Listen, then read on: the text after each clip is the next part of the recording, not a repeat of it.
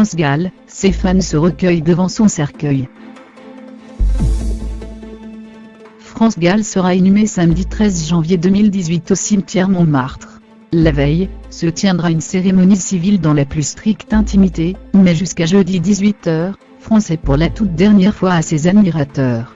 Depuis ce mercredi matin, son cercueil est exposé au funérarium du Mont-Valérien à Nanterre. L'AFP raconte que l'artiste de 70 ans repose dans un cercueil en bois verni entouré de roses blanches et roses pâles dans une toute petite pièce. Derrière le cercueil, un parterre d'hortensias. En fond sonore, les chansons de France Gall comme Elle sont jouées en boucle. Dans le plus grand silence, des admirateurs éplorés attendent pour dire adieu à la chanteuse. Ils arrivent seuls, en famille ou en petit groupe d'amis, parfois une fleur à la main qu'ils doivent déposer devant le bâtiment avant d'entrer, écrit l'AFP. Le dispositif de sécurité est minimal, les entrées se font dans le plus grand calme.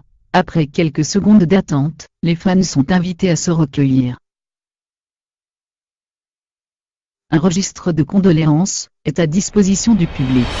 Repose en paix dans ton paradis blanc aux côtés de Michel et Pauline, écrit l'un de ses admirateurs en pensant à son compagnon Michel Berger et à leur fille, emportés par la mucoviscidose en 1997.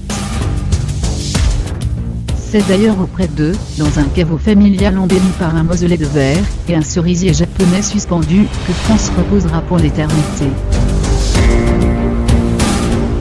Son décès secoue le pays un mois seulement, après celui de Johnny Hallyday. Pour une retraitée, présente au monde aérien, ce triste enchaînement de disparitions et du révélé, c'était toute notre jeunesse. On les pense éternels, ces gens-là, dit-elle avec dépit à l'AFP. Johnny Hallyday et France Gall s'aimaient beaucoup, passant énormément de temps ensemble, quand Michel Berger écrivait l'album Rock'n'Roll Attitude, 1985, pour l'idole des jeunes.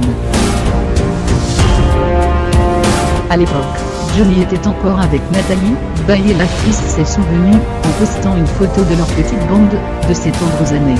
Après la mort de Pauline en 1997, France Gall a souhaité se taire et mettre fin à sa carrière. Seul Johnny réussira à la refaire monter sur scène une toute dernière fois, en août 2000 à l'Olympia, pour chanter avec lui quelque chose de Tennessee.